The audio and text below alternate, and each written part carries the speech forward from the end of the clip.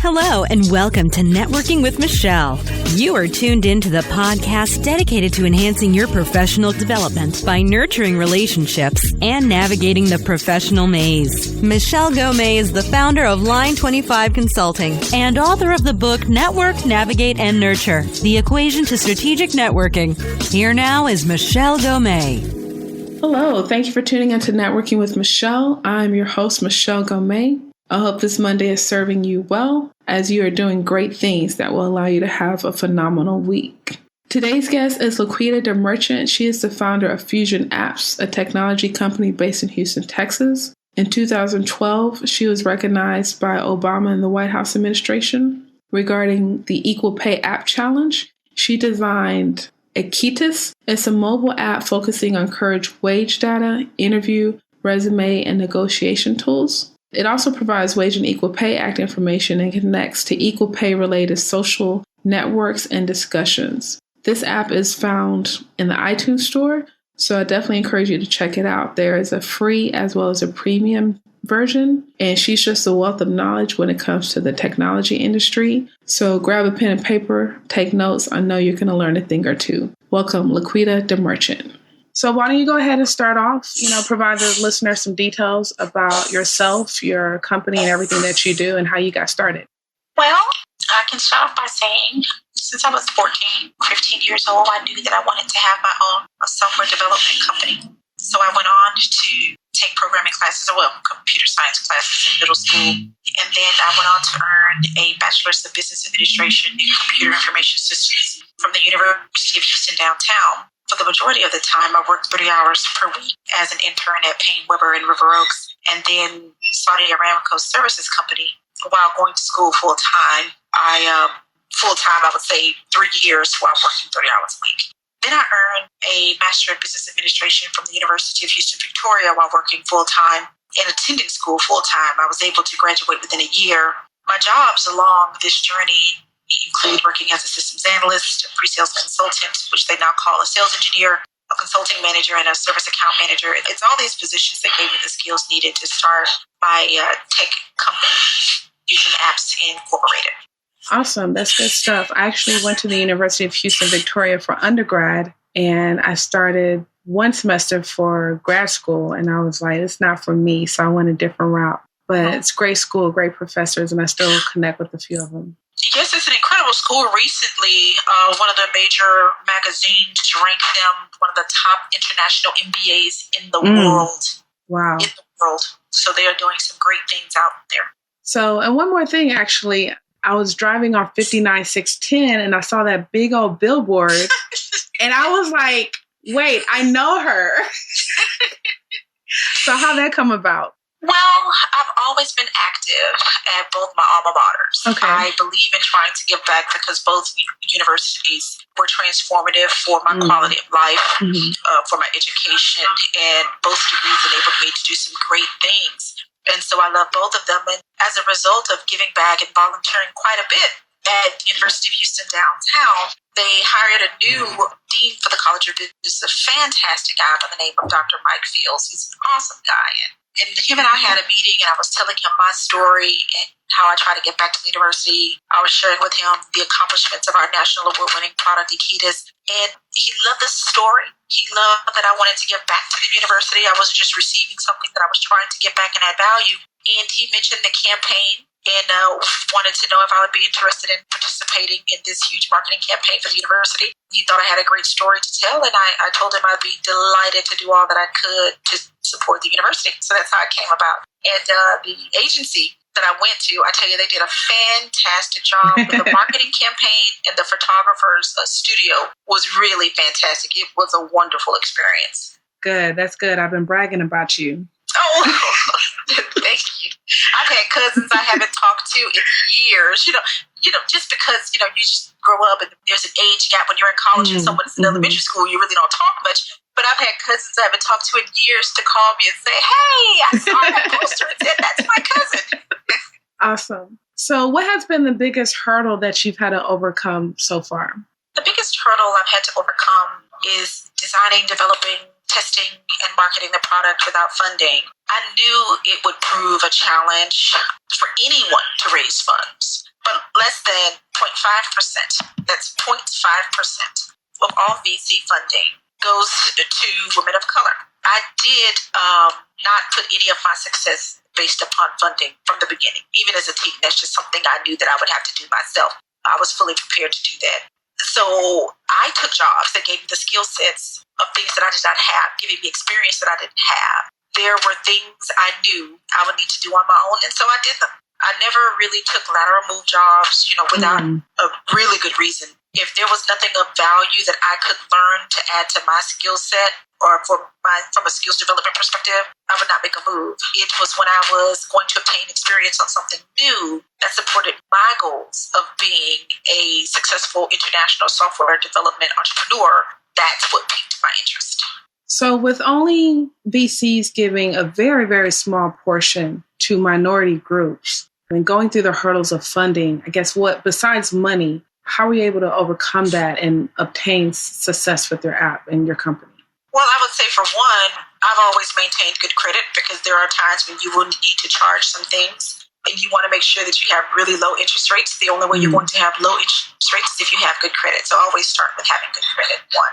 Two, I was always very, very frugal. I only bought what was needed, not something I wanted, but something that was needed. And then, of course, I always tried to network and have contacts with people that would have a skill set to support my drivers, the things that I was trying to solve, things that I was passionate about, like ending the wage gap and the lack of diversity and leadership opportunities to be able to support my effort. Throughout, the years, I've had interns that I've hired maybe for a month on certain projects, some paid, some not. And so that's kind of how I've been able to keep the business going. Okay. Oh, I like how you said networking. So whether it was with an intern or someone that matched your skill set, your experience, or even someone greater than you, what were a few key things that you would look for in an individual? Integrity, the ability to communicate well. Now, when I say communicate well, it doesn't mean you have to talk a lot. It's just making sure that I'm understanding what you're saying and what you mean. And then someone that had the ability to execute. If you had those three things, that was the most important to me. Integrity, communicate well, and the ability to execute. Now, you talked about your great relationships with both of your alma maters. Is there anyone, whether it's at school or outside of school, maybe one or two people that really influenced you and said, hey, you can do this, you have a vision, keep moving forward? Yes, I have a mentor named Terry Mims. She has helped to guide both my academic and my career aspirations since I was a teen. Of course, my parents as well. They taught me, every memory that I have. They taught me I had no limitations, and I believed them. I believed it then, and I believe it now. They worked hard. They worked hard to keep good health. They worked hard to have a healthy marriage, and those things inspired me and definitely helped to build my confidence to stay focused on this journey. And why don't you just go ahead and tell everyone about your actual app and how they can find it? Well, I'll just say the app itself, the flagship product, Laquitta's Education and Career Manager, is by far my most significant success thus far. With this app, it was the winner of the United States Department of Labor Equal Pay App competition, competing against teams from Carnegie Mellon and MIT. Now, to be fair, Carnegie Mellon won a prize too. I met a couple of members of the team, and they were fantastic, wonderful, wonderful young ladies. But with my flagship product, Laquitta's Education and Career Manager, we won the grand prize and the Women Innovation Local Award. Now, the competition was 8 weeks in duration, but I found out about it a week late, so I had to write the requirements to design the solution, locate the source data, then handed the requirements over to my developer to complete the product. Once it was done developing it, I tested it, and we had it loaded to the iTunes store. You can go to the App Store to download a copy of Laquitta's, and it's spelled AEQUITAS, and that's a freemium version. Now, we do have a paid version, which has more advanced features. It has a more sleek look and feel to the user interface. Congratulations. That's awesome. Thank you. Thank you. So I do want to mention this real quick, or if you can speak on just women in STEM in general, whether it's minority. There's definitely a big push for STEM and technology. Austin is pretty much in our backyards. I was in Vegas for a convention. I met several people from San Francisco, a lot of these major companies. So Can you just talk about STEM in general and maybe if there's a landscape for Houston when it comes to technology as well? Well, you have to remember, a lot of people, Houston has always been on the technology scene. We've had Texas Instruments, a huge office here, heading out 59 South for a very, very long time when there was nothing else out here. BMC Software is out of Houston. Compaq was founded out of Houston. So we have had a strong technology presence before Austin did, back before Dell. Now, when you think about technology, there's more to information technology than just being a programmer. So the fact that you have struggled through one programming class or through one online module really should not be the barometer to determine if you want to move into tech. There are tons and tons of positions outside of being a programmer. There's a systems analyst. There's a network administrator. There are program managers, project managers, quality assurance analysts. There are so many other positions, network administrators, system administrators. If you love to draw, if you love art, you could be a user interface, user experience designer. If you want to make lifestyle changing money within a year, there's no quicker way to do it legitimately than going into tech. Start by checking out the free stuff and sticking with it. Keep practicing. It's not really going to be as challenging as you think it's going to be new, but stick with it. Check out Khan Academy. Take free coding classes from codeacademy.com, but stick with it. Build a website, build a small app, and start applying for jobs.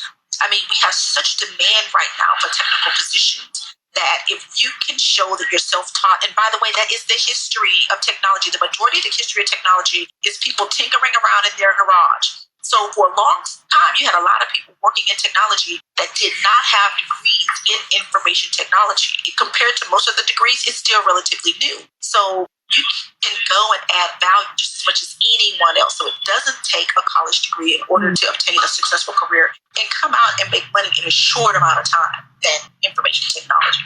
So I've never heard anyone break down technology like that. So how would you define success? Honestly, it's really personal satisfaction and happiness regardless of the circumstances. That's success to me. Very well put. All right, and what do you have coming up maybe within the next 6 to 12 months? Anything else we should look out for? We have plans to release an Android and a Microsoft Surface tablet version of our solutions. Yes. We recently invested in a Surface tablet, and I have to tell you, it just took my breath away. It really is the laptop of tomorrow, today. Wow. It is a leisure device. It is also a productivity device. So if you have not used a Microsoft Surface tablet, there is out there right now. Interesting. Because I have a combination of Android products and Mac products. So I'm always torn between those two. So yes, and Microsoft Surface tablet, it's both. Wow. Okay. So I got to do some more homework. Yes, it's incredible. So I got a few more minutes here. I want to go through our lightning round. It's very, very easy here. I'm going to say a few things, 5 different things, and I just want you to state the first thing that comes to mind and why. So question 1, describe yourself in one word. Honest. Okay. I was going to say, to describe that, I try to be as direct as possible. That way people always know where I'm coming from. Question 2, time versus money. Which one's more important? Time, because it's the most valuable thing. You can't buy it and you can't get it back. Money is replaceable. It's replenishable. People are like? People are like interesting. It's a big, beautiful world out there. And I like to go out and meet all the wonderful, diverse people in the world. It is a beautiful thing to go out and to establish and maintain existing relationships, but also to meet new and interesting people. Absolutely. And business is? Fun. It's a lot of hard work. I can do it. I can work long hours for a long period of time because it's what I love to do. I am passionate about it. And last, there are ideal vacation spot, whether you've been there or plan on going there. Skiing in Switzerland. I've only skied in the United States, but from what I hear, they say Switzerland has the best slopes. So on my bucket list is a week's vacation skiing in the Swiss Alps. All right. So once again, I really appreciate your time. Is there any last words, and how can our listeners get in contact with you? Our listeners can visit our website, at www.fusionapps.com, and it's FUZIONAPPS.com, or they can contact a company representative at info@fusionapps.com. You can also follow us on Twitter at Fusion Apps. One thing that I think would be an incredible resource that would benefit your listeners in all aspects of their life is to invest in the book The Lean Startup by Eric Ries. I read the book and I applied it to my personal life. I applied it to my professional life. And it was after reading The Lean Startup by Eric that I realized I could really make this company take off. It was the last piece of information I needed in order to improve my probability of success. To me, was an organization called Digital Undivided. It helped me tremendously from a best practice perspective, as well as a support system. I mean, one of the reasons I know about the Lean Startup by Eric Ries is through a contact made at a Digital Undivided Tech Conference. And it is the most diverse tech conference in the globe. Oh, wow. Whenever they have conferences, it's always trending on Twitter. The group specifically targets women of color tech entrepreneurs. It's run by a brilliant and savvy, beautiful woman by the name of Fini. So anyone that's interested in technology, developing a product to sell to consumers or to industries would probably benefit. I'm sure they would benefit from being a part of an organization like Digital Undivided. Absolutely. And actually, I just read of Catherine Fini in an Inc. article that came out maybe a week ago. I kind of glanced over it. So yes, I've heard she has an amazing resume. Amazing resume. She has an amazing resume. And she's very passionate, very, very passionate about it. And at her event, it's the one event out of all of the shows that I've gone to where she doesn't have, people that show up and then they have to pass information back to their executives on what type of companies they want to follow up with and stay in touch with. She literally has decision makers at her event. It's really a wonderful organization. Awesome.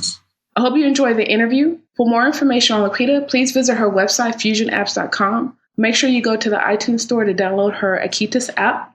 Be sure to get the show notes on michellengome.com/networking blog. For an exclusive interview, you can see her as the May feature on pancakesandcider.com. And as always, thanks for tuning in and networking with Michelle.